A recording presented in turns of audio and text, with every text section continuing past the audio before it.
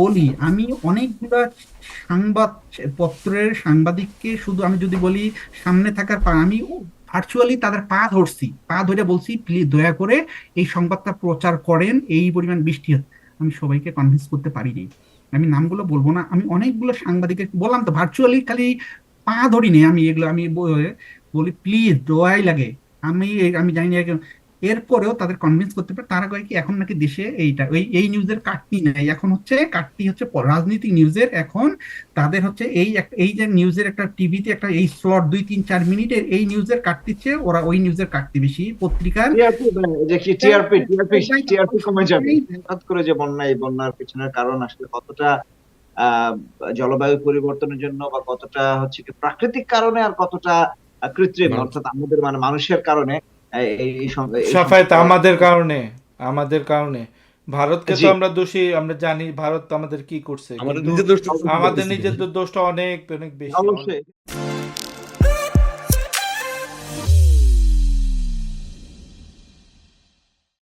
আসসালামু আলাইকুম, সবাইকে স্বাগত জানাচ্ছি আমাদের প্রোগ্রেসিভ লাইফের আরেকটি লাইভ আলোচনায়। আমাদের খুব শর্ট নোটিসে তড়িঘড়ি করে এই লাইভে আসা। মূলত বাংলাদেশে বর্তমানে যে বন্যা পরিস্থিতি, বিশেষ করে আমরা জানি যে কুমিল্লা, নোয়াখালী, ফেনী সহ বিস্তীর্ণ অঞ্চলে আমাদের যে বন্যার বর্তমানে যে পরিস্থিতি, আমরা আমরা আমরা ইতিমধ্যে খবর পেয়েছি যে অনেক মানুষের প্রাণহানি ঘটেছে, অনেক মানে জানমালের ক্ষতি হয়েছে, অনেক সম্পত্তির ক্ষতি হয়েছে। তো এবং এখানে আমাদের এই বন্যা পরিস্থিতি নিয়ে অনেক রকমের কথাবার্তা আছে, যে এখানে আহ, ইন্ডিয়া থেকে তারা তাদের বাঁধগুলো খুলে দেওয়ার কারণেই কি এই এই বন্যাটা হঠাৎ করে করে হয়েছে কিনা। তো এই ধরনের অনেক রকমের কথাবার্তা আছে, এবং আমরা এই সমস্ত আমাদের যে ধারণা প্রসূত যে কথাগুলো, এটার সাথে আসলে বাস্তবতার কতটুকু মিল আছে, তো এই সমস্ত বিষয় নিয়ে আমরা আলোচনা করব। আমি সাফায়াত আপনাদের সাথে যথারীতি আছি, আমার সাথে আমাদের নিয়মিত আলোচক দুজন, মির্জা ভাই এবং রাশেদ ভাই আছেন, এবং আমরা দুজন বিশেষ অতিথিকে আমরা আজকে আমন্ত্রণ জানিয়েছি। প্রথমে আমাদের সাথে আছেন আসিফ ইমরান ভাই। তিনি এশিয়ান ডেভেলপমেন্ট ব্যাংকের একজন ন্যাশনাল এনভায়রনমেন্টাল স্পেশালিস্ট হিসেবে কাজ করছেন। তিনি এনভায়রনমেন্টাল সায়েন্সে তিনি লেখাপড়া করেছেন, ব্যাচেলর এবং মাস্টার্স দুটোই করেছেন নর্থ সাইড ইউনিভার্সিটি থেকে। এবং আমাদের সাথে আছেন জনাব মুস্তফা কামাল পলাশ ভাই। আহ, আপনারা অনলাইনে আমি শিওর অনেকেই পলাশ ভাইয়ের সাথে পরিচিত। তিনিও আহ, তিনি তার লেখাপড়া মূলত ফিজিক্সে শাহজালাল বিজ্ঞান ও প্রযুক্তি বিশ্ববিদ্যালয় থেকে। পরবর্তীতে তিনি মাস্টার্স করেছেন সেখান থেকে, এবং পরবর্তীতে তিনি ইতালিতে তিনি দ্বিতীয় একটা মাস্টার্স করেন, international centre for theoretical physics. এবং তার তৃতীয় মাস্টার্সটা তিনি করেছেন ইউনিভার্সিটি অফ ওয়াটারলু থেকে, আর্থ এবং এনভায়রনমেন্টাল সায়েন্স। এবং তার প্রতিটি মাস্টার্সই হচ্ছে মূলত অ্যাটমসফেরিক ফিজিক্স এর উপরে। বর্তমানে তিনি পিএইচডি করছেন ইউনিভার্সিটি অফ সাসকাচুয়ান, কানাডাতে, এবং সেখানেও তিনি অ্যাটমসফেরিক ফিজিক্স এর উপরে তিনি পিএইচডি করছেন। তো আমরা বর্তমানে আজকে যেহেতু বন্যা এবং এই সংক্রান্ত বিষয় নিয়ে আলোচনা করব, এবং এই জন্য আমাদের সাবজেক্ট ম্যাটার এক্সপার্ট হিসেবে আসিফ ইমরান ভাই এবং মোস্তফা কামাল পলাশ ভাইকে আমন্ত্রণ জানানো। পলাশ ভাই, ইমরান ভাই, আসসালামু আলাইকুম, আপনাদেরকে ধন্যবাদ এতটা শর্ট নোটিসে আমাদেরকে সময় দেওয়ার জন্য। তো মির্জা ভাই, আমরা শুরু করতে পারি।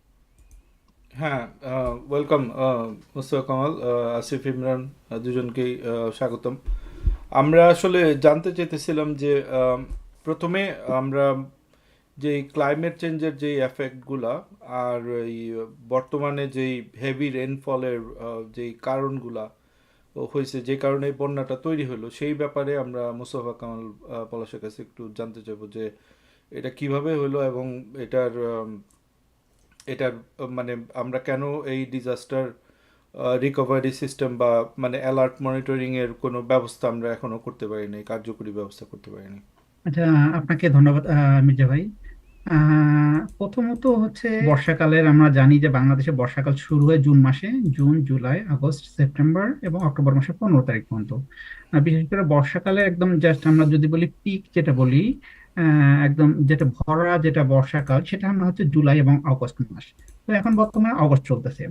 তো কিন্তু কথা হচ্ছে যে প্রতি বছর এই অগস্টে তো আসলে বন্যা হলেও আমরা আসলে সাধারণত জানি যে আমাদের বন্যাটা হয় সাধারণত বিশেষ করে দুই দিক দিয়ে, হয়তো পদ্মা নদী থেকে আসে, পদ্মার ওই দিক থেকে আসে, অথবা হয়তো ব্রহ্মপুত্র যমুনা দিয়ে, ওই দিক দিয়ে, তিস্তা দিয়ে আসে।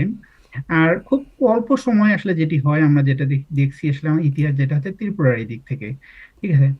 এখন এই গত 3 দিন ধরে যেটি হচ্ছে, এটি আসলে আহ, অনেকগুলো কারণের সঙ্গে জড়িত।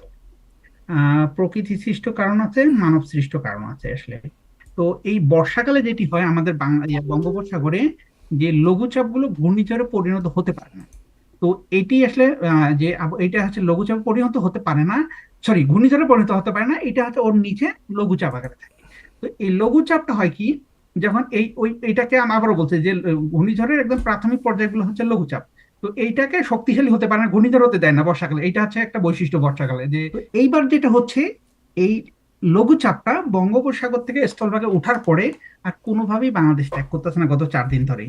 এটা কন্টিনিউয়াসলি, যে প্রথম হচ্ছে এটা হচ্ছে বরিশাল আর ইয়ার উপর দিয়ে, বরিশাল বিভাগের উপর, খুলনা বিভাগের উপর দিয়ে স্থলভাগে প্রবেশ করছে প্রথম দিন, যে 17-18 তারিখে। 19 তারিখে এটি ছিল ঠিক বরিশাল, যে আজকে আজকে যে স্থানে আছে ঠিক এই জায়গায় ছিল 18 তারিখ, 19 তারিখে। 20 তারিখে এটি ছিল যেটি হচ্ছে যে ঢাকা বিভাগ, যেটি হচ্ছে যেটা ত্রিপুরা রাজ্য, চট্টগ্রাম বিভাগ এইদিকে। তারপরে এটি 20 তারিখে ছিল ময়মনসিংহ বিভাগ, হচ্ছে সিলেট বিভাগ, ঢাকা বিভাগ এবং আগরতলার উপরে। এটি গতকালকে আবার কিছুটা দক্ষিণ দিকে চলে আসছে, দক্ষিণ দিকে চলে এসে গতকালকে ছিল এটি চট্টগ্রাম বিভাগ, ভারতের ত্রিপুরা রাজ্য, বাংলাদেশের ঢাকা বিভাগ এবং বরিশাল বিভাগে কিছু।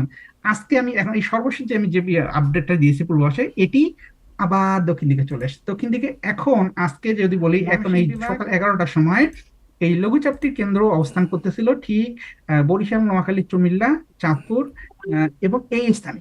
ঠিক আছে, এটি হচ্ছে প্রথমত একটা লঘুচাপ। এখন কথা হচ্ছে যে আবার লঘুচাপ তো সবসময় বর্ষাকালে আসে প্রতি বছরই, কিন্তু এইরকম তো বৃষ্টিপাত ঘটায় না। এটার সঙ্গে আরো দুইটা প্রকৃতি কারণ যুক্ত হয়েছে আবহাওয়া সম্পর্কিত। সেটি একটি কারণ হচ্ছে, যেটি আমরা বলি যে এই এই এই লঘুচাপের সঙ্গে যেটা হচ্ছে আমাদের ভারত মহাসাগরে, এটাকে আমরা বলি মেসন জুলিয়ান অসিলেশন। এটা হচ্ছে এই সাধারণত গড়ে এটি হচ্ছে প্রায় 40 দিন একটা সাইকেল। এটা একটা সাইকেল আমি যদি বলি, এটা হচ্ছে আমরা যদি তুলনা করি যে ঢাকা থেকে চট্টগ্রাম যে গামী যে নাইট কোচ আছে, এটি আসে ঢাকা থেকে যাত্রা হয়তো দেখা যাচ্ছে যাত্রাবাড়ি বাস স্ট্যান্ড থেকে শুরু করে, এরপরে হয়তো দেখা যাচ্ছে একটা কুমিল্লা স্টপেজ দেয়, এরকম চট্টগ্রামে দেয়, আবার চট্টগ্রাম থেকে এখানে আসে। এই যে আমরা হয়তো দেখা যাচ্ছে দিনে 2বার করে এই ট্রিপ দেয়। ঠিক প্রকৃতিতেও ওই ধরনের একটা ইয়ে আছে, একটা সাইকেল আছে, যেটা ঠিক ওই বাসের মতো প্রাকৃতিক বাস যেটা বলি। এটা আসলে এটা হচ্ছে পুরো 8টা স্টেপে গোটা পৃথিবীকে ঘুরে, পুরো গড়ে 40 থেকে 60 দিনের মধ্যে। তো এই বছর বর্ষার মৌসুম শুরু থেকে এটি পুরো সুপ্ত অবস্থায় ছিল। এটা এখন বল কি, এটা আসলে এটা হচ্ছে প্রচন্ড মেঘ সৃষ্টি হয়, এটাকে আমরা হচ্ছে আবহাওয়া বিজ্ঞানের নাম হচ্ছে মেসন জুলিয়ান অসিলেশন। এটা আসলে কি, এটা হচ্ছে হঠাৎ করে এই যে আমাদের পুরো ভারত মহাসাগর যেটা বলি, উত্তর ভারত মহাসাগর এবং প্রশান্ত মহাসাগরের উপর দিয়ে এটা হয়। একটা নির্দিষ্ট বিভিন্ন স্থানে আমরা 8 ভাগে ভাগ করি, 8টা স্টেপ করি, 8টা অংশে। এই মহাসাগর, যে ভারত মহাসাগর এবং প্রশান্ত মহাসাগর মিলে আমরা টোটাল 8টা অংশে ভাগ করি এই টোটাল 2টা মহাসাগরকে। এটার এক একটা অংশের মধ্যে, যেটা আমরা বলি প্রথম যে অংশটা, সেটা পরে আসলে আরব সাগরে, একদম প্রথম যে আরব সাগর, একদম পশ্চিম আরব সাগরে। দ্বিতীয় অংশটা পরে ঠিক হচ্ছে আমরা মালদ্বীপ এবং শ্রীলঙ্কা, এই অংশটাকে আমরা বলি হচ্ছে এমজিএ দ্বিতীয় সেকেন্ড ফেজ। 3 নম্বর ফেজটা হচ্ছে আমাদের ঠিক হচ্ছে যেটা বলি শ্রীলঙ্কা থেকে পূর্ব দিকে, ওটা হচ্ছে আমি বলি, এবং এটার অবস্থান হচ্ছে আমাদের যেটা, যে আমরা যদি বিষুবীয় রেখা বলি, যে 0 ডিগ্রি উত্তর অক্ষাংশ থেকে 10 ডিগ্রি উত্তর অক্ষাংশের মধ্যে।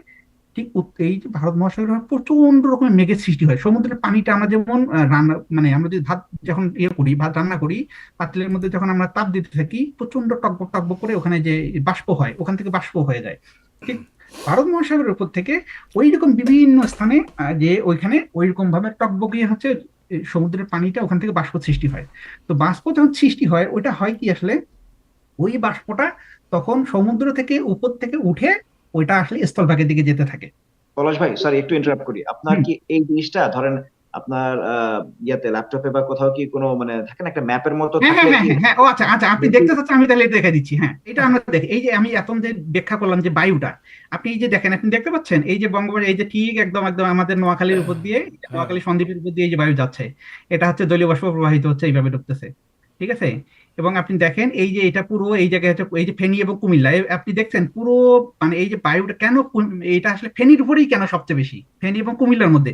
আপনি দেখেন এই যে বঙ্গোপসাগর থেকে যত জলীয় বাষ্প পুরোটাই প্রবাহিত ডুবতেছে বাংলাদেশের উপরে, ঠিক নোয়াখালী এবং ইয়ার উপর দিয়ে, নোয়াখালী এবং ফেনী এবং চট্টগ্রাম। এবং এই যে বললাম যে এইখানে যাচ্ছে, এইখানে যেহেতু এইদিকে পাহাড় অনেক উঁচু, ওই দিক দিয়ে পরিবর্তন হচ্ছে পারছে না, ঠিক একদম পাহাড়ের এইদিকে চট্টগ্রাম আমাদের এর ভিতর দিয়ে পুরোপুরি ডুবতেছে।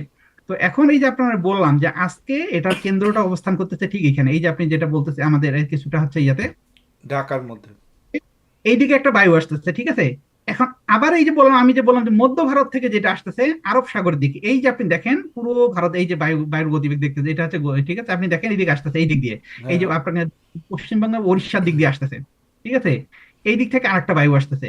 আর এই যে উল্টো দিক দিয়ে আপনি দেখেন ওই দিক থেকে আরেকটা আসতেছে, এই দিকে এই যে এই যেখানে আমি যেটা বললাম এই দিক থেকে যেটা আসতেছে, এই এই এই দিক থেকে, এই যে দেখছেন এই দিক থেকে যে পুরো দিল্লির ওইদিকে কাশ্মীরের ওই দিক থেকে, এই যে বললাম এই দিক থেকে আরেকটা আসতেছে, হুম। ঠিক আছে।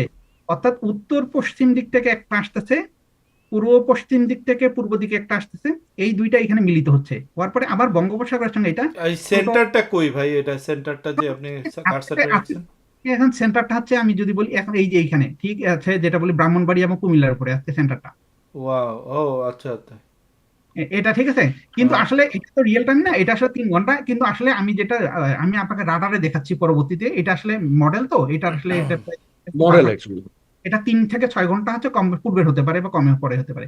এটা হচ্ছে মডেল। তা আমি এই যে বললাম যে পুরো এই যে বায়ুটা এটা হচ্ছে মেকানিজম, এটা একটা জিনিস, ঠিক আছে। তো আবার বলতেছি এই যে দেখেন এই যে পুরো এটা কিন্তু আসলে গতিবেগ, এই যে বাতাস এই যে পুরোটা আসতে মার্চ করতেছে, ঠিক আছে, দেখে হুম। এটা। আচ্ছা, এটা আমি এখন আপনাকে যদি স্টপ করি, এটা একটা জিনিস। এখন এটা হলো এই জিনিস। 2 নম্বর আমি একটা চার্ট আপনাকে শেয়ার দিই, সেটা হচ্ছে যে এটা হচ্ছে ভারতের আগরতলায় অবস্থিত ভারতীয় আবহাওয়া দপ্তরের রাডার, ঠিক আছে। তো এই রাডার রাডার হচ্ছে আমরা নিজের রিয়েল, আবার বলছি মাত্র 15 মিনিট আগে যে বৃষ্টিপাত হচ্ছে, এই 15 মিনিট আগে যে কোথায় বৃষ্টিপাত, কেমন বৃষ্টিপাত হয়েছে। তো আমরা যদি আজকে দেখি এখন 15 মিনিট আগের, তো 15 মিনিট আগের এই টোটাল বৃষ্টিপাত কোথায় হচ্ছে পুরো বাংলাদেশ এবং আগরতলার মধ্যে, আজকে বললাম যে গত 6 ঘন্টায় বৃষ্টিটা আসলে আগরতলা থেকে আমাদের দুর্ভাগ্য, আমি যে সর্বশেষ যে পূর্বাভাসটা দিছি আপডেট, যে দুর্ভাগ্যক্রমে এটি আবার পুরো যে এই যে আমি যদিও মডেলে দেখাচ্ছিল এটি আসলে ইয়ার উপরে ব্রাহ্মণবাড়িয়া বা ওইদিকে কুমিল্লার উপরে, কিন্তু মডেল যেহেতু একটু ডিলে 3 ঘন্টার মতো ডিলে থাকে, তো এই কারণে নিয়ার রিয়েল টাইম হচ্ছে রাডারে ওইটা আসলে দক্ষিণ দিকে চলে আসছে। এখন আজকে যে হচ্ছে রিয়েল টাইমে দেখা যাচ্ছে এটি বর্তমানে এই এই লঘুচাপটার কেন্দ্রটা আসলে অবস্থান করতেছে পুরো বরিশাল, নোয়াখালী, কুমিল্লা, চাঁদপুরের উপরে, ঠিক হুম। আছে। এবং বৃষ্টিপাত দেখতেছেন যে পুরো সবচেয়ে বেশি বৃষ্টি হাবিবি এই বৃষ্টিপাতটা হচ্ছে এই জায়গায়। আমরা জানি এই যে দেখছেন পুরো ওই যে চট্টগ্রাম বিভাগে আজকে পুরোটাই, আমি কিন্তু আজকে আপনি যদি দেখেন আমি 6 ঘন্টা পূর্বে যে পূর্বাভাস দিছি যে আজকের মেইন বৃষ্টিপাতটা হবে সারাদিন হচ্ছে চট্টগ্রাম এবং পার্বত্য চট্টগ্রামে এবং বরিশাল বিভাগে। এবং পুরো বৃষ্টিপাতটা হচ্ছে অলরেডি মাঝারি থেকে যে হালকা মাঝারি বৃষ্টিপাত হচ্ছে পুরো চট্টগ্রামের এবং পার্বত্য চট্টগ্রাম সব জেলাগুলোতে। কিন্তু এই যে নোয়াখালী এবং বরিশাল, বিশেষ করে এই যে আপনি দেখেন বরিশাল বিভাগের জেলাগুলোতে আজকে প্রচন্ড ভারী বৃষ্টি হচ্ছে সকাল থেকে, ঠিক আছে, এখন বর্তমানে আমি যদি বলি। এবং এর একই সঙ্গে ফেনীতে, এখন এই ফেনী এই যে বললাম এটা, এবং একই সঙ্গে আমাদের কিন্তু আজকে বৃষ্টিপাত শুরু হয়ে গেছে ইয়াতে, যে ইয়ার ঢাকার মধ্যে বৃষ্টিপাত হচ্ছে এখন বর্তমানে, এখন আমরা যখন কথা বলছি ঢাকায় বৃষ্টি হচ্ছে মোটামুটি। এই বৃষ্টিপাত হয়তো আরো ভারী বৃষ্টিপাত হবে কিছুক্ষণের মধ্যে। এখন এই বৃষ্টিপাতটা এই দিক থেকে এই দিকে আসতেছে, পশ্চিম থেকে, এটা এটা আসলে ঘুরতেছে, তো তো এই হ্যাঁ। ঘুরতে আচ্ছা, আমার একটা কোয়েশ্চেন আছে। এই যে বৃষ্টিপাত যদি থামে, মানে এটা থামবে কখন? আর যদি থামে এই মানে এই আকস্মিক বন্যাটা কি থামার কোনো পানি নেমে যাওয়ার কোনো চান্স আছে? হ্যাঁ, এখানে আসতেছে আমি। তো আমরা যখন দেখলাম যে এই আজকে যেহেতু বর্তমানে যেটা হচ্ছে যে ত্রিপুরার উপরে বৃষ্টিপাত নাই, বিশেষ করে ত্রিপুরার উপরে, যেমন আগে বলি উপরের দিকে, অর্থাৎ আমরা যে এই যে যে হাইড্রোইলেকট্রিক বাঁধটা নিয়ে কথা হচ্ছে, যেটা ছেড়ে দেওয়ার কারণে গোমতী নদীতে আমাদের বন্যা শুরু হয়ে গেছে, এটাতে পরে বলতে আমরা আসবো, যেটা বলতেছিল এটা মানব সৃষ্ট একটা কারণও আছে। তো গোমতী এই এই এই যে আমাদের বাঁধটা যে যে ডাম্বুরা যে বাঁধ হাইড্রোইলেকট্রিক ড্যাম, এটা হচ্ছে এটার অবস্থান ঠিক এই জায়গায়। তো ওই ওই হাইড্রোইলেকট্রিক ড্যামের উপরে বর্তমানে বৃষ্টিপাত বন্ধ হয়ে গেছে, এখন বৃষ্টি হচ্ছে না, হুম। ঠিক আছে। তো এখন যে বৃষ্টিটা চলে আসছে, অর্থাৎ ত্রিপুরার উপরে যদি বৃষ্টিপাত যেহেতু কমে আসছে, যে এখানে ম্যাপে দেখা যাচ্ছে যদি আবার না আরো ওই দিকে চলে যায়, সেটা হচ্ছে একটা জিনিস।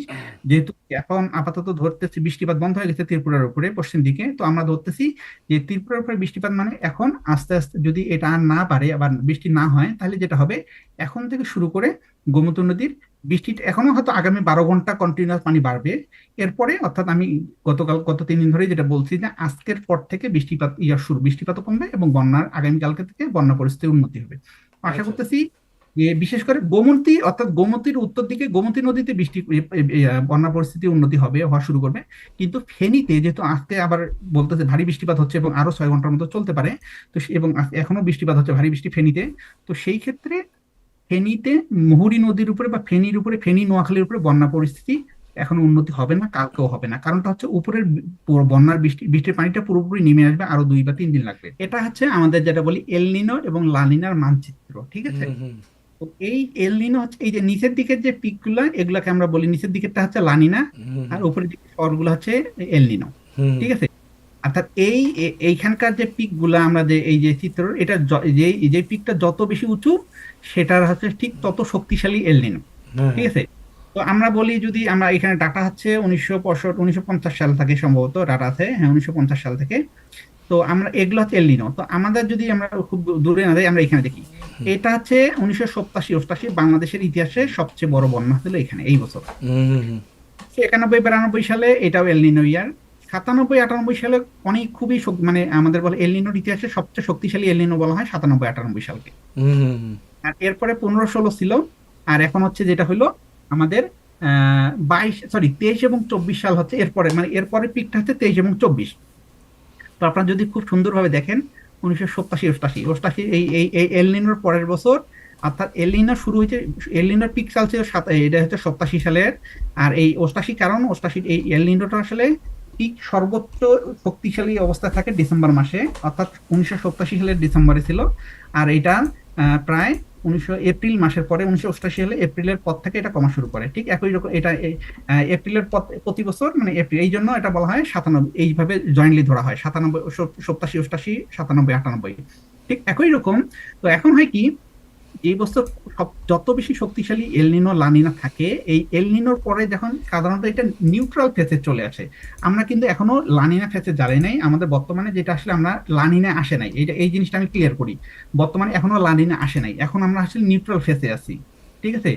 কিন্তু দুর্ভাগ্যবশত এই সময়টা, অর্থাৎ এল নিনো থেকে যখন লা নিনা যাওয়ার পূর্বে যখন আমরা নিউট্রাল অবস্থায় থাকি, এই বছরগুলোতে বাংলাদেশের সবচেয়ে রেকর্ড ব্রেকিং বন্যা হয় ইতিহাসে। হুম ঠিক একই রকম ঘটনা ঘটছে 88 পলাশ সালে। ভাই, জি। পলাশ ভাই, একটা কথা, আপনি একটু এল নিনো কি এবং লা নিনা কি একটু দুই লাইনে একটু বুঝাই দেন, কারণ অনেকে তো বুঝবে আচ্ছা না হয়তো আচ্ছা, আমি টেকনিক্যাল ভাবে। তাহলে আমি তাহলে এই এই চিত্রটা ক্লোজ করি। আমি বলার চেয়ে আমার কাছে একটা চিত্র আছে, আমি চিত্রটা দেখাই, তাহলে মানুষ সেটা আরো ভালো বুঝবে। আসলে এল নিনো এবং লা নিনোটা হচ্ছে, এটা হচ্ছে একটা পূর্ব প্রশান্ত মহাসাগর। এই যে আমরা দেখতে পাচ্ছি, এটা হচ্ছে পূর্ব প্রশান্ত মহাসাগর। এই প্রশান্ত মহাসাগরের সমুদ্র পৃষ্ঠের পানির তাপমাত্রা যদি 30 বছরের গড় অপেক্ষা কমপক্ষে 0.5 ডিগ্রি সেন্টিগ্রেডের বেশি থাকে, তখন এটাকে আমরা বলি এল নিনো দশা, ঠিক আছে? এখন এটা হচ্ছে এখন আপনি এই এল নিনোর সময় হয় কি, আপনি এই যে লাল কালার আপনি দেখতেছেন, এই যে আমি দেখে কালার দেখাচ্ছে হলুদ কালার, ওয়ার্মার দেন এভারেজ। তাহলে আমরা হচ্ছে দেখতেছি এই যে 0 ডিগ্রি অক্ষাংশ, যেটা আমরা বলি ইকুয়েটর, সেখানে এই সমুদ্রের পানির তাপমাত্রা আপনি দেখেন, এটা যে 30 বছরের গড় তাপমাত্রা অপেক্ষা এটা কমপক্ষে 0.5 ডিগ্রি বা তার চেয়ে বেশি। তো এখন আপনি দেখেন যে এই যে এল নিনো বছরগুলোতে আপনি দেখেন, এই প্রশান্ত মহাসাগরের সমুদ্রের পৃষ্ঠের পানির তাপমাত্রা সাধারণত হলুদ। আর লানিনার বছরে পূর্ব প্রশান্ত মহাসাগরের সমুদ্রের পানির তাপমাত্রা এখানে দেখা যাচ্ছে হচ্ছে আহ, যে সবুজ, ঠিক আছে, কিছুটা নীল।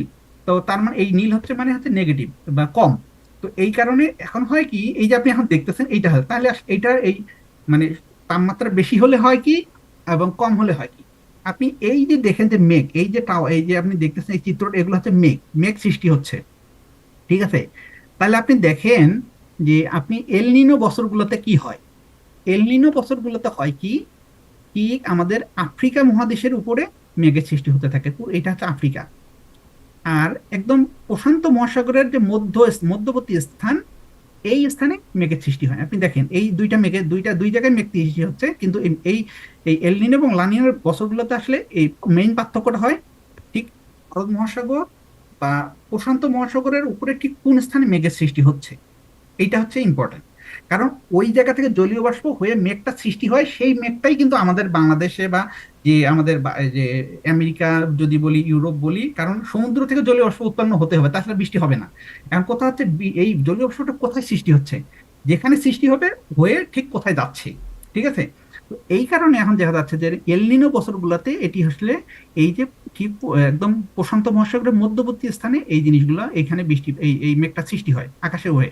আর লানিনার বছরগুলোতে কি হয়, লানিনার বছরগুলোতে হয় কি, আপনি এই যে দেখেন যে এই এই এই যে আগে এলনিনোর বছরে যেটা হচ্ছে আমাদের যেটা হচ্ছিল আফ্রিকার উপরে মেঘের সৃষ্টি হচ্ছিল বেশি বেশি, সেটা অনেক পূর্ব দিকে চলে গিয়ে এটা আসলে আমাদের যেটা বলতেছি এই পূর্ব এশিয়ার উপরে বারবার এদিকে চলে এখানে আসে। সৃষ্টি হচ্ছে, ঠিক আছে।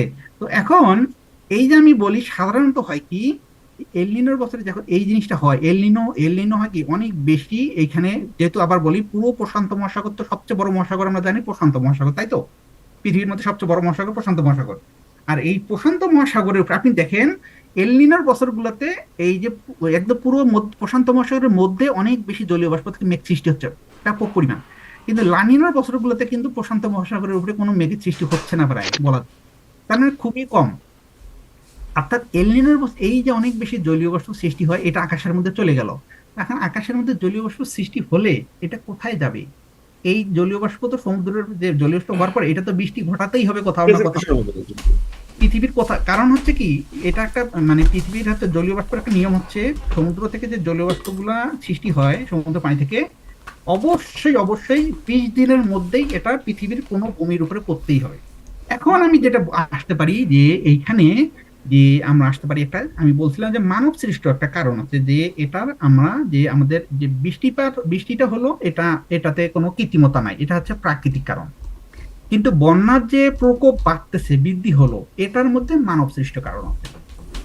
এই মানব সৃষ্ট কারণটা হচ্ছে আমরা যেটা বলছি যে এই যে ত্রিপুরা রাজ্যে, যে আমাদের ত্রিপুরা থেকে ফেনী এবং কুমিল্লা সরাসরি বর্ডার, এবং আপনি যদি লক্ষ্য করেন আমাদের অনেকগুলো নদীতে, আমরা যে গোমতী নদীর উপরে যেটা বললাম যে যে ডাম্বুরা যে বাঁধ, হাইড্রোইলেকট্রিক ড্যাম, অর্থাৎ তারা বৃষ্টির মানে আটকায় রাখছে লেয়াপের মধ্যে, যেখানে বিদ্যুৎ উৎপাদন করার জন্য বাংলাদেশকে না জানায়, কোনো প্রকার তথ্য না দিয়ে তারা নিজেদের মতো করে হঠাৎ করে এটা ছেড়ে দিছে, ঠিক আছে।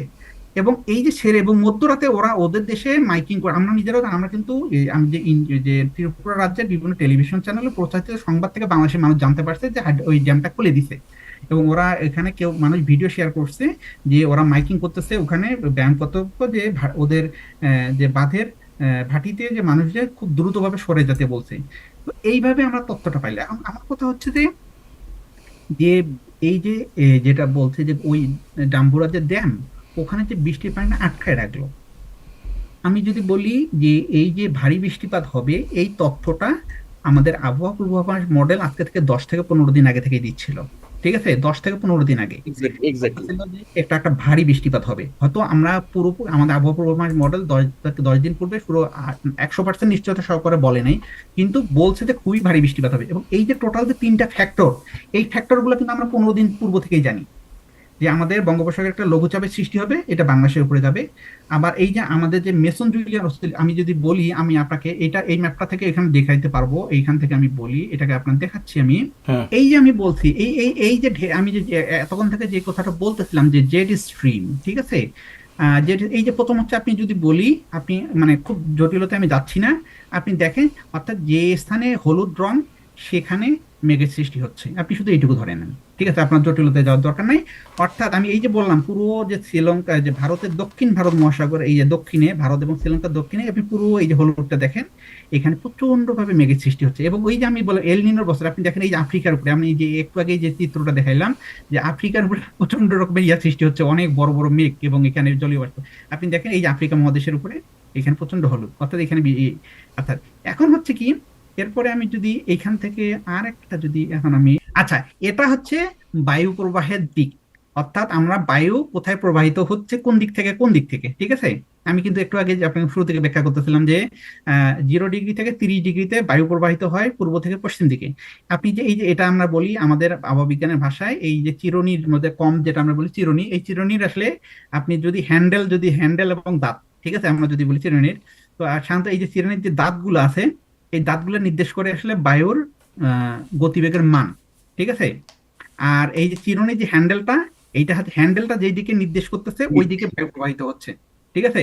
অর্থাৎ আমি যদি ধরি এই স্থানে, যদি এটা ধরি, অর্থাৎ এইখানে এই জায়গায় বায়ু প্রবাহিত হচ্ছে পশ্চিম থেকে পূর্ব দিকে, ঠিক আছে। এই হ্যান্ডেলটা হচ্ছে ঠিক হ্যান্ডেলটা হচ্ছে পূর্ব দিকে নির্দেশ, তাই তো, পূর্ব দিকে, হ্যান্ডেলটা পূর্ব দিকে, অর্থাৎ বায়ুটা প্রবাহিত হচ্ছে পূর্ব দিকে।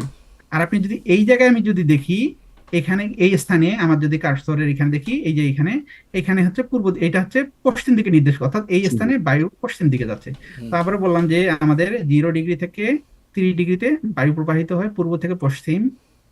আর 30 থেকে 60 ডিগ্রি আপনি দেখেন, এই যে এইখানে 30 থেকে 60 ডিগ্রি, বা এইখানে এই যে 60 ডিগ্রি পর্যন্ত আপনি দেখতে পাচ্ছেন, দেখেন এখানে 60 ডিগ্রি, এটা 30 ডিগ্রি, এখান থেকে পশ্চিম দিকে এটাকে, এই যে কার্ভটা, এটাকে আমরা বলি জেড স্ট্রিম।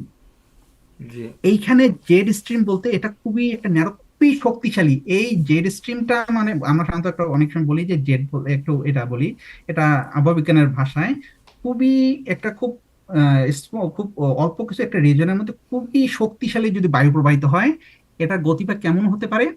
এটা ঘন্টায় 500 কিলোমিটার থেকে 500 কিলোমিটার বেগে, 500 থেকে 600 কিলোমিটার বেগে বায়ু প্রবাহিত হয়। আপনি চিন্তা করতে পারেন, মানে মানে আমাদের যে কমার্শিয়াল যে বিমানগুলো প্রবাহিত ইয়া হয়, বিমানের গতিবেগ 600 কিলোমিটার বেগে শুধু বায়ুটাই প্রবাহিত হচ্ছে, ঠিক আছে। তো এই কারণ এইখানে এই যে এটা, এই যে আপনি দেখেন, এই যে ঠিক এখানে দেখেন, এটা হচ্ছে ভারত, এবং এই জায়গায় এই আমাদের এটা হচ্ছে কাশ্মীর, ঠিক এই জায়গায় কাশ্মীর এবং কারাকরম পর্বত হচ্ছে এটা। তো এই যে আমরা বললাম যে ভূমধ্য সাগর হচ্ছে ঠিক এটা হচ্ছে, এই যে এটা সৌদি আরব, তাই তো। এইখানে হচ্ছে ভূমধ্য সাগর হচ্ছে এইখানে, এই যে ভূমধ্য সাগর এটা, এটা হচ্ছে ভূমধ্য সাগর। আপনি দেখেন এই ভূমধ্য সাগর থেকে জলীয় বাষ্প নিয়ে আসতেছে, এবং এই যে কালো এখানে, এই আমার এই যে জেড স্ট্রিম বলতে এটা আসলে ঢেউ, আমরা বলি যে এই যে বললাম বাতাস আসলে কি প্রবাহিত ঢেউয়ের মতো, সমুদ্রের যেমন ঢেউ, আমরা পানি এবং বাতাস দুইটাকে আমরা আবহবিজ্ঞানের ভাষায় বলি ফ্লুইড বা তরল পদার্থ। তাহলে হুম। এখন যে আমাদের যে কোয়েশ্চেন গুলো হলো যে ওকে ভারত বাদ খুলে দিছে অথবা যেটাই করছে, এগুলো তো একদিনের মধ্যে, এক সপ্তাহের মধ্যে, 30 দিনে সমাধান করা সম্ভব না। আমাদের হুম। পররাষ্ট্রনীতি নতজানু ছিল। তো আমরা মানে আমরা কেন করতে পারলাম না? মানে বাংলাদেশে কেন ডিজাস্টার ম্যানেজমেন্ট নাই, এবং সেই সেই সিস্টেমগুলা কোনো ভালো পেজ কইরা, এখন সোশ্যাল মিডিয়ার কারণে এত তথ্য আমরা প্রবাহিত, তারপর আপনার মতো বিশেষজ্ঞরা আছে যারা আপনারা এত তথ্য দিতেছেন, কিন্তু সেগুলা তারা কেন ইউটিলাইজ করে তারা ন্যাশনাল বোর্ড বানায় না? আজকে আসিফ ইমরান আমাদের দেখাইলো যে ভারতে প্রতি সেকেন্ডে নদীর পানির প্রবাহ কতটুকু বাড়ছে। আমি নিজেই ওয়েবসাইটে গিয়ে সবগুলো ডেটা আমি নিয়ে আসলাম। আমি মানে একটা লেখাও এবং এটা লিখে কিন্তু দিয়েছি। বাংলাদেশও আছে ভাই, এটা বাংলাদেশও আছে। বাংলাদেশে আছে, কিন্তু কোনো মেইন স্ট্রিমে প্রচার প্রচারণা নাই কোনো। আরেকটা ব্যাপার দেখেন, বাংলা, আপনি কানাডাতে থাকেন না, এখানে আপনার ওই যে দেখবেন যে অ্যাম্বার অ্যালার্ট আসছে, যদি কোনো একটাই হয় সারা দেশের মধ্যেই হয়ে যায়। ইভেন আমার এখানে একবার টর্নেডো হয়েছে, বুঝছেন, এটা আধা ঘন্টা আগে আমার মোবাইলে 60টা মেসেজ আছে যে তোমার এখানে টর্নেডো হইতেছে, জাস্ট টেক শেল্টার ও সামথিং। তো আমরা কেন এই সিস্টেমটা করতে পারি না? সবার হাতে হাতে মোবাইল আছে, সবার হাতে হাতে আপনারই আছে। তো আমরা তো এই জিনিসগুলা বা ন্যাচারাল ডিজাস্টার ম্যানেজমেন্ট ন্যাশনাল, আমরা এটা মানে করতে পারি। এগুলার ব্যাপারে আপনার মানে ডিরেকশন কি হবে? আচ্ছা, প্রথম কথা হচ্ছে আমি একটা জিনিস বলি, সেটা একটা খুব খুব মজার একটা ঘটনা বলি, একটা উদাহরণ দিই। বাংলাদেশে আপনারা নিজেরাই জানেন যে বাংলাদেশ হচ্ছে গোটা, আমি যদি বলি বাংলাদেশে গত আহ, গত 10 বছরে আহ 4,000 মানুষ মারা গেছে শুধুমাত্র বজ্রপাতে। আমি যদি বলি সংখ্যায় বলি, বাংলাদেশে প্রতি বছর যে পরিমাণ বজ্রপাত হয় তার চেয়ে 10 গুণ বেশি বজ্রপাত হয় আমেরিকায়। হুম, প্রতি বছর আমেরিকায় বজ্রপাতে মারা যায় মাত্র 35 জন, অর্থাৎ আপনি বাংলাদেশের চেয়ে 10 গুণ বেশি বজ্রপাত হয়, কিন্তু মারা যায় 35 জন। বাংলাদেশে 10 গুণ কম বজ্রপাত হওয়ার পরেও বাংলাদেশে মারা যায় গড়ে 350 থেকে 400 জন। তো আপনি আমেরিকা তো আপনার বা বাংলাদেশের চেয়ে কত, মানে হয়তো 20-30 গুণ বড় হ্যাঁ, এলাকাটা, প্লাস জনঘন বসতিও মানে কম, ঠিক না? হ্যাঁ। তো এখন আপনি চিন্তা করেন, আমি যদি ওগুলো পুরোটাই ভুলে যাই, আমি যদি শুধু এই জিনিসটা ধরি যে বাংলাদেশে হচ্ছে 10 গুণ বেশি বজ্রপাত হয়, কিন্তু 10 গুণ বেশিও বজ্রপাত হয়, আবার মানুষও মারা যায় 10 গুণ কম। হ্যাঁ, হ্যাঁ।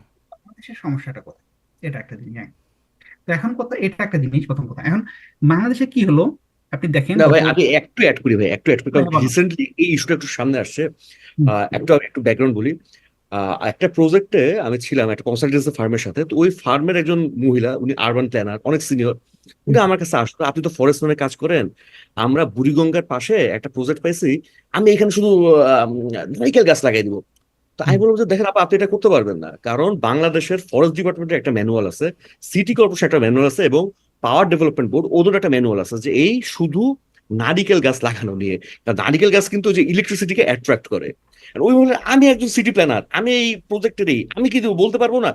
আচ্ছা, আবার আপনি বলতে পারেন, কিন্তু আপনার যখন এক্সিকিউটিভ এজেন্সির কেউ যদি এই জিনিসগুলো বুঝে, সে তো আপনার বলবো যে আপনি কি পড়াশোনা করছেন।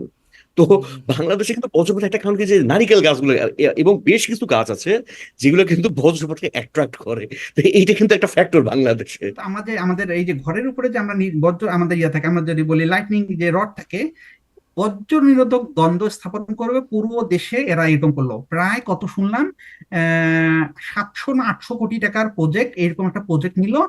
এরা দেশব্যাপী বজ্র নিরোধক দ্বন্দ্ব স্থাপন করবেন।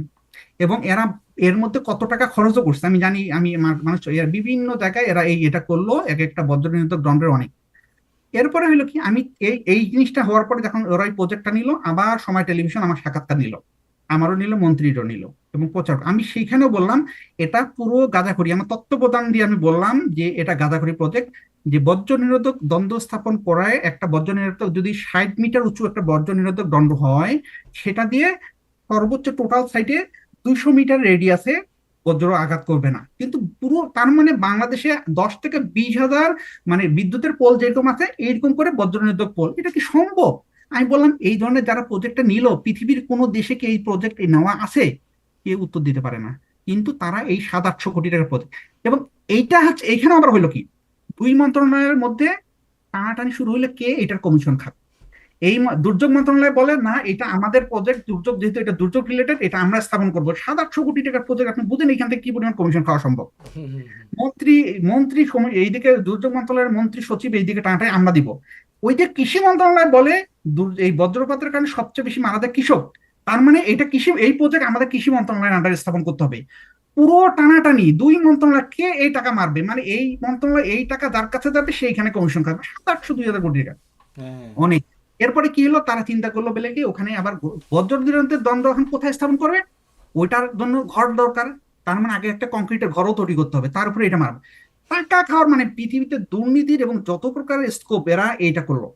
এখন করার পরে হয় কি, এখন এটা বলতেছে এর মধ্যে আসা, এইটারও অলরেডি স্থাপন করলো, অনেক টাকা খরচ করছে এখানেও, বিভিন্ন জেলায় স্থাপন করলো। করার পরে 2-3 বছর পর যাওয়ার পরে এখন বলতেছে কি এইটা নিয়েও এই বজ্রপাত নিরোধ সম্ভব না। তা আমি বললাম এই, আমি প্রথম দিকেই বলছি এরকম, পুরোটাই আমি এবং নাসার সায়েন্টিফিক বৈজ্ঞানিক রেফারেন্স দিয়ে বলতেছি গত 4 বছর ধরে। তো এই যে আপনি যেটা বললাম যে মন্ত্রণালয়ের কোনো প্রকার বৈজ্ঞানিক সমীক্ষা ছাড়া, কোনো বৈজ্ঞানিক যুক্তি নাই, তার একটার পর একটা প্রজেক্ট নেই, শুধুমাত্র টাকা দুর্নীতি করার জন্য, টাকা খরচ করার জন্য এইভাবে দুর্নীতি করতেছে, কোনো কিছু নাই। ঠিক একই রকম কথা প্রযোজ্য বাংলাদেশ আবহাওয়া অধিদপ্তরের ক্ষেত্রে। হ্যাঁ, বিশ প্রজেক্ট আসছে, আমি শুনছি 600 কোটি টাকার প্রজেক্ট। সেই প্রজেক্ট গুলো দিয়ে কি করলো তারা, সেন্ট মার্টিন দ্বীপের মধ্যে বিশাল বড় রেস্ট হাউস তৈরি করছে। বান্দরবন জেলার মধ্যে প্রায় কয়েক কোটি টাকা খরচ করে প্রজেক্ট করছে। আমার কথা হচ্ছে বান্দরবন জেলার মধ্যে 2-3-4-5 কোটি টাকা খরচ করে আবহাওয়া অধিদপ্তরের অফিসের কিসের দরকার? সেন্ট মার্টিন দ্বীপে আমার যেখানে লোক, সেইখানে আমি এইরকম করে বিশাল বড় এরকম 3 তলা 4 তলা গেস্ট হাউস করছে, শুধুমাত্র এরকম যে আবহাওয়া অধিদপ্তরের লোকজনের বা মন্ত্রী মিনিস্টারের ওই গেস্ট হাউসে গিয়ে বিনা পয়সায় থাকতে পারবে ওই গেস্ট এখানে। অর্থাৎ বিশ্বব্যাংকের অর্থনীতি যে টাকাগুলো আসছে, আইএমএফ এর টাকা আসছে, সেই টাকা ওরা কি করছে আবার, যেহেতু ওগুলো কোটি তাহলে এটা কোটি তো ইডিপি ভাই, এই শুধু ওয়ার্ল্ড ব্যাংক ছিল। কমিশন খাওয়া যাবে। ঠিক এইরকম ভাবে এরা পুরো যে শত শত কোটি টাকার যে প্রজেক্ট, এই ধরনের ইনফ্রাস্ট্রাকচার, কিন্তু রিয়েল যে আবহাওয়া পূর্বাভাসের যে যন্ত্রপাতি বা আবহাওয়া পূর্বাভাসের যে সক্ষমতা বাড়ানো, কোনো কিছু ব্যয় না করে ওরা ওই ধরনের বড় বড় বিল্ডিং, অর্থাৎ একটা 10 কোটি টাকার বিল্ডিং করলে সেখান থেকে হয়তো 50 লাখ 1 কোটি টাকা মানে দেওয়া যাবে কমিশন, মন্ত্রী সচিব, আবহাওয়া মন্ত্রীরা। এবং আপনি জানেন হয়তো কিনা জানি না, এই বর্তমান যে আবহাওয়া পূর্বাভাস এই যে পরিচালক, যিনি পদত্যাগ করলো 3 দিন আগে, তার আগের যে পরিচালক ছিল, ইনি দুর্নীতি যায়। উনি কি করছে, আমাদের বাংলাদেশে একটা ছিল যে সার্ক মেট্রোলজিক্যাল রিসার্চ সেন্টার, আমাদের সার্কের কান্ট্রিগুলোর যে আবহাওয়া অধিদপ্তরের একটা কেন্দ্র স্থাপন করা হয়েছিল ঢাকায়। সেটা খুবই একটা গৌরবের বিষয়। হুম। এটা কি, এটা পদাধিকার বলে ওরা পরিচালক করছে কি আবহাওয়া অধিদপ্তর। এই লোক কি করছে, এইখানে একটা বিল্ডিং এটার দুর্নীতির কারণে শেষ পর্যন্ত সার্ক এই অফিসটা বন্ধ করে দিতে বাধ্য হয়েছে বাংলাদেশে। এক, হুম, এরপরে কি করছে, এই বিল্ডিংটাকে রেট্রোফিট করার মানে এটাকে আবহাওয়া অফিসের তৈরি ব্যবহারের জন্য কি করছে, বিল্ডিংটা তৈরি করতে যত টাকা খরচ হয়েছে তার চেয়ে 1.5 গুণ বেশি এর এর ভিতরে ডেকোরেশনে ব্যয় করছে। অর্থাৎ যে বিল্ডিংটা তৈরি করতে 10 কোটি টাকা খরচ হয়েছে সেটা 15 কোটি টাকা খরচ করছে শুধুমাত্র ডেকোরেশনের জন্য, হুম, হুম। এবং সেটা মন্ত্রণালয়ের অনুমতি ছাড়া। আচ্ছা মানে ভাই, আপনি চিন্তা করেন। আমি একটা জিনিস বলি যে বাংলাদেশের মোটামুটি অনেকগুলো নদীতে আমি ব্রিজের কাজে জড়িত ছিলাম, এবং আমি নিজের চোখে দেখছি যে কারণ একটা ব্রিজ হইতে 1.5 থেকে 2 কিংবা 2.5 বছর লাগতে পারে, কত 200 মিটার ব্রিজ বা 500 মিটার ব্রিজ এরকম 3 বছর লাগতে পারে। তো আমার নিজের চোখে দেখা যে ব্রিজের পাশে দেখলাম যে একটা স্ট্রাকচার পাশে আছে, ওই স্ট্রাকচারটা আস্তে আস্তে বড় হতে থাকে, বড় হতে হতে ব্রিজে চলে আসে, নদীতে চলে আসে, আস্তে আস্তে আরো বাড়তে থাকে, ওই যে গ্রেড বিম গুলো বাড়তে থাকে, তারপর উপরে স্ট্রাকচার উঠে যায়। তো আর এই গতকালকে আমি একটা নিউজ পেলাম যে 4.5 একর জমি বিআইডব্লিউটি উদ্ধার করেছে শুধুমাত্র হাজী সেলিমের দখল থেকে। তো এরকম দখল তো হচ্ছে। আমরা যদি শুধু নদীগুলো একটু দেখি যে নদীগুলো চিপে যাচ্ছে, বা আমি আমি তো বাংলাদেশের অনেক জায়গায় গিয়েছি গাড়ি নিয়ে, দিস ইজ একটা ব্রিজ, ওপেনিংটা বিশাল ওপেনিং, কিন্তু নিচের ওই নদীটার অবস্থা এখন একটা ড্রেন হয়ে গেছে, একদমই ড্রেন হয়ে গেছে। এবং আর একটা হাইড্রোলজির একটা কথা আছে, একটা হচ্ছে টপোলজিক্যাল ফ্লাড প্লেন, একটা হচ্ছে হাইড্রোলজিক্যাল ফ্লাড প্লেন। তো টপোলজিক্যাল ফ্লাড প্লেন হইতেছে যেখানে জেনারেলি পানি যাবে, জেনারেলি বর্ষণ পানি যাবে। আর হাইড্রোলজিক্যালটা হইতেছে যখন মানে এটা একটা টপোগ্রাফিক্যাল ব্যাপার স্যাপার। তো এখন কথা হচ্ছে যে যেখানে বন্যার সময় এমনিতেই পানি যাবে, ওইখানেও তো আমি স্ট্রাকচার দেখলাম। কারণ হয়তো ওই বেশ কয়েক বছরে ওই নদীতে আর কোনো বন্যায় আসে নাই, হ্যাঁ, স্ট্রাকচার উঠে গেছে। কিন্তু এই যে এখন এই যে এইরকম সিচুয়েশন, যেটা টোটালি আনএন্টিসিপেটেড, ভাই যেটা খুবই সুন্দরভাবে বুঝাই দিল, অসাধারণ ভাবে বুঝাই দিল, যে 3 জায়গার মেঘ এখন এক জায়গায় হয়ে গেছে, হুম, এবং 20 বছরে এরকম বৃষ্টিপাত হয় না। আমি তো যে একটা শেয়ার দিলাম যে ডেইলি রেইনফল ডাটা, লিঙ্কটা একটু দেখেন, যে সবগুলো স্টেশনে ওই যে মানে পরশুরাম, নোয়াখালী স্টেশনে মাসিক বৃষ্টিপাত হয় হয়তো 400 মিলিমিটার, একদিনে হয়ে গেছে 300, 350।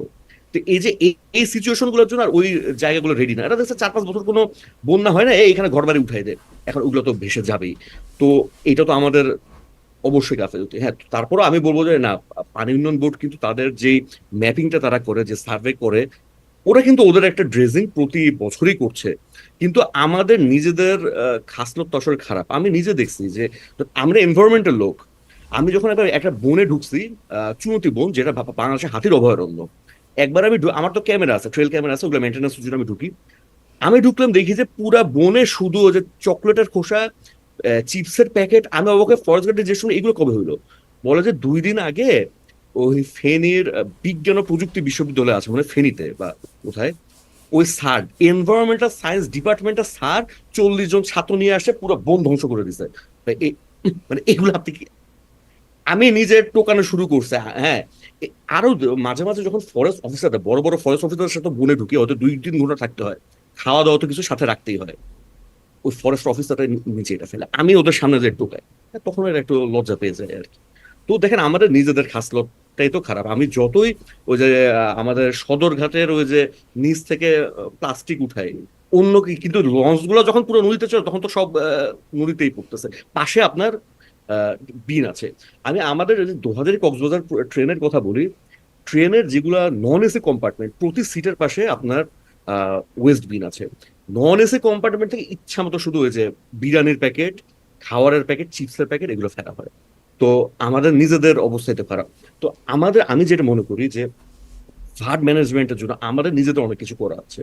আমরা যদি নদীগুলা ঠিক করি, river water intact, river water extraction এটা কমাই দিই, গ্রাউন্ড ওয়াটার রিচার্জ গুলা করি, গ্রাউন্ড ওয়াটার রিচার্জের বা ইনজেকশন যেটাকে বলে, এইটার এখন পর্যন্ত কোনো সরকারি প্রজেক্ট নেওয়া হয় নাই। এরকম যদি আমরা কয়েকটা প্রজেক্টে, তাহলে আমরা গ্রাউন্ড ওয়াটার রিচার্জ হয়, নদীর উপরে চাপটা কমে, তাহলে কিন্তু আমাদের এই অবস্থাগুলো অনেক অনেক কমে যায়। আর অবশ্যই যে ইন্ডিয়া, যেটা ভাই অবশ্যই তো তাদের তো দায়ী আছে, আমাদের প্রত্যেকটা পয়েন্টে তোমরা হয়তো বাদ বানায় রাখছো। তো তোমরা তো এমনি জেনারেলি যে পানির ফ্লোটা আসার কথা, যদি পানির ফ্লো এমনি আসার কথা, ওটা এইভাবে আসতেছে, আমাদের স্যালানিটি ইন্ট্রুশনটা হইতেছে। আবার যখন তোমরা বিপদে পড়তেছো ধুম করে খুলে দিতেছো, তো দায় তো অবভিয়াসলি তাদের আছে। তো এই জন্য আমাদেরও তো মানে ওদেরকে একটা তো প্রেশার দিতে হবে, যে এই যে আমি যেটা বললাম যে কিছু পায় বা না পায়, কিন্তু আমাদের ভয়েসটা তো রেজ করতে হবে। আর বাই দিস টাইম আমাদের নিজেদের কিন্তু অনেক কিছু করার আছে। এই যে বন্যার, এই যে বন্যা কখনোই কমবে না, কারণ জিবিএম বেসিনের পুরা পানিটাই যাচ্ছে বাংলাদেশের উপর দিয়ে। যে হ্যাঁ, পানির দিক থেকে এটা হচ্ছে সেকেন্ড লার্জেস্ট মানে ওয়াটার ডিসচার্জ হয়, যেটা বাংলাদেশের উপর দিয়ে যাচ্ছে। তো বন্যা তো যাবে না, কিন্তু আমরা আমাদের ভয়েসটা রেজ করতে পারি এবং নিজেদের রিসোর্স গুলো কিন্তু প্রোটেকশন করতে পারি। অনেক কাজ করার আছে, অনেক কাজ করার আছে। ভাই একটু বলেন, হ্যাঁ, পলাশ ভাই একটু বলেন। হ্যাঁ, আমি বলি এখন ওই যে ভাইয়া অলরেডি যেটা বললো যে আসলে আমাদের এইখানে আহ, আমি প্রথমে বলছি যে এখানে আমরা প্রকৃতি সৃষ্ট যেটা কারণ, সেখানে আমাদের কোনো কন্ট্রোল নাই, এটা আমরা কিছু করতে পারবো না, এটা প্রকৃতি সৃষ্ট। কিন্তু আমাদের মানব সৃষ্ট যে কারণটা, সেখানে আমরা আসলে বলি, আমরা ডিজাস্টারের ক্ষেত্রে আমরা যেটা বলি, একটা হচ্ছে রিস্ক, একটা মিটিগেশন, ঠিক আছে, এই যে ডিজাস্টার রিস্ক, আর সরি একটা হ্যাজার্ড, একটা রিস্ক, ঠিক আছে। তো এখন আমার কথা হচ্ছে যে আমরা হ্যাজার্ড যেটা বলি, আমরা বাই ডিফল্ট আমরা প্রকৃতির কারণে যেটা আমি বলি, যে এই যে আমাদের হচ্ছে নোয়াখালী, আমি যেটা বললাম, এখান থেকে ত্রিপুরা খুবই কাছে এবং পাহাড়, মানে সরাসরি এখানে বঙ্গোপসাগর থেকে জলীয় বাষ্প গিয়ে সাথে সাথে আঘাত করে মেঘাত করে ওখানে বৃষ্টি হচ্ছে। আমরা তো চাইলে তো ত্রিপুরাকে ফ্লাড করতে পারবো না, বা পাহাড়ি এলাকাটাকে আমরা ফ্লাগ করতে পারবো না, তাই না? তো আমার কথা এটা হচ্ছে, আমরা হ্যাজার্ড, ওখানে আমরা হ্যাজার্ড কখনো পরিবর্তন, বা আমরা চাইলেও মেঘালয় পর্বটাকে ভ্যানিশ করে দিতে পারবো না। যে চেরাপুঞ্জিতে প্রতি বছর এই পরিমাণ বৃষ্টি হয়, পৃথিবীর মধ্যে সবচেয়ে বেশি বৃষ্টিপাত হয়, আমরা পুরো যেটা হচ্ছে আমরা এক কাজ করে ইয়া করে যে এই চট্টগ্রাম সিলেটে যেগুলো হচ্ছে যে পাহাড় খোকো আছে, তাদেরকে বলি যা কোদাল টোদাল নিয়ে যারা চেরাপুঞ্জি পাহাড়ে এসে ধ্বংস করে দেয়, আর চেরাপুঞ্জিতে বৃষ্টি হবে না, সেটা সম্ভব না। এটা হচ্ছে আমরা যেটা ভাব। কিন্তু আমাদের রিস্ক, আমাদের ন্যাচারাল রিস্ক, আমরা কি করতে পারি? আমরা হচ্ছে এই যে বললাম যে আবহাওয়া পূর্বাভাস মডেলের এখন এত বেশি, আমরা বিশেষ করে 72 ঘন্টা পূর্বাভাস শতকরা 90% একুরেটে আমরা বলতে পারি, করতে পারি। আপনি চিন্তা করতে পারেন যে শতকরা 90% একুরেটে যদি আমরা বলতে পারি যে এই পরিমাণ বৃষ্টি হচ্ছে। এই যে আজকে, আজকে কেন আমরা যে গতকালকে পরশুদিন থেকে বৃষ্টি হয়, আজকে কেন আমরা মোবিলাইজেশন করব আমাদের আর্মি, যে এখানে আমাদের এখানে কেন মানুষ, আমাদের একটা মানুষও প্রাণ আমরা কেন আমরা এখানে ইয়ে করবে, তারা ভেসে যাবে। আমরা হুম, যদি 72 ঘন্টা পূর্বেই যে জিনিসটা জানতে, যে ভারী বৃষ্টিপাত হবে, এরকম রেকর্ড ব্রেকিং বৃষ্টি হবে, এরকম ন্যাচারালের যে গত 10 বছরে 20 বছরে এরকম ফ্যাক্টর, তিনটা ফ্যাক্টর, শক্তিশালী ফ্যাক্টর এক হয় নাই, আমরা আমরা কেন প্রিপারেশন নিয়ে থাকলাম না? আমরা কেন ফেনীতে, নোয়াখালীতে ডিপ্লয়মেন্ট করে সেনাবাহিনীকে রেডি করে রাখলাম না? আমরা আজকে কেন এই ফেসবুকে হাহাকার হয়ে গেছে মানুষ এইভাবে যে রেস্কিউ করার জন্য, এটা কেন? আমি যদি বলি, আমি অনেকগুলা সংবাদ পত্রের সাংবাদিককে শুধু আমি যদি বলি, সামনে থাকার পর আমি ভার্চুয়ালি তাদের পা ধরছি, পা ধরে বলছি প্লিজ দয়া করে এই সংবাদটা প্রচার করেন, এই পরিমাণ বৃষ্টি হচ্ছে। আমি সবাইকে কনভিন্স করতে পারিনি, আমি নামগুলো বলবো না, আমি অনেকগুলো সাংবাদিকের বললাম তো, ভার্চুয়ালি খালি পা ধরিনি আমি, এগুলো আমি বলি প্লিজ দয়াই লাগে। আমি আমি জানি না এরপরেও তাদের কনভিন্স করতে পারে। তারা কয় কি, এখন নাকি দেশে এইটা ওই এই নিউজের কাটতি নাই, এখন হচ্ছে কাটতি হচ্ছে রাজনৈতিক নিউজের। এখন তাদের হচ্ছে এই যে নিউজের একটা টিভিতে একটা এই স্লট 2 3 4 মিনিটের এই নিউজের কাটতিচ্ছে, ওরা ওই নিউজের কাটতি বেশি পত্রিকার। টিআরপি, যে কি টিআরপি, টিআরপি কমে যাবে। এই হচ্ছে কথা। এই ধরনের যদি একটা থিঙ্কিং হয়, তাহলে এখন কিন্তু আপনি দেখবেন কালকে থেকে পত্রিকার পাতায় আপনি দেখবেন পুরো ভর্তি করে আবেগী, মানে চোখের পানি গ্লিসারিন লাগে, মানে সেই এই যে আমাদের স্বৈরাচার পলাতক শেখ হাসিনার মতো চোখে গ্লিসারিন লাগায় সাংবাদিকরা দেয়া ঘুম ধরে গিয়া এই যে ক্ষতিগ্রস্ত মানুষের সামনে কান্নাকাটি চোখের, মনে করেন দেখবেন যে এরাও সেই শেখ হাসিনার মতো মনে করেন গ্লিসারিন লাগায় কান্নাকাটি, এরকম মানে কি পরিমাণ। অথচ এই একই সাংবাদিককে আমি কনভিন্স করতে পারি নাই এই সংবাদটা প্রচার করার জন্য যে আজকে ভারী বৃষ্টিপাত হবে, বন্যা হবে, ওই এলাকার মানুষের কাছে এই তথ্যটা পৌঁছাও। আচ্ছা, পলাশ ভাই, আমাদের মনে ভাই হয় আমি একটু একটু একটু ইন্টারাপ্ট আমাদের করি। মাধ্যমে ভাই লম্বা হয়ে যেমন গেছে। পলাশ ভাই, সহদা একটু বলি ভাই। জি। হুম। আচ্ছা, ফার্স্টে যে হারিকেনের যে কথাটা বললেন, হুম। অ্যাকচুয়ালি হারিকেনটা কিন্তু আরো আগে থেকে বোঝা যায়। যেমন বাংলাদেশেও যখন সাইক্লোনের ইয়ে হয়, মিনিমাম 4-5 দিন আগে থেকে ফেসবুকে সব সয়লাভ হয়ে যায়, এবং মানুষও কিন্তু ওই যে শেল্টারে চলে যায়। যেমন 6 নাম্বার বা 7 নাম্বার হলে কিন্তু সবাই শেল্টারে চলে যায়, খাওয়াটাও রেডি করে রাখে। এবং আমি বাংলাদেশের উপকূলীয় বন বলেন বা উপকূলীয় জেলাগুলো বলেন, এখানে এনাফ স্কুল আছে, ওই যে হুম। মানে টং টাইপের যে স্কুল, নিচে পানি আসার জন্য উপরে গিয়ে।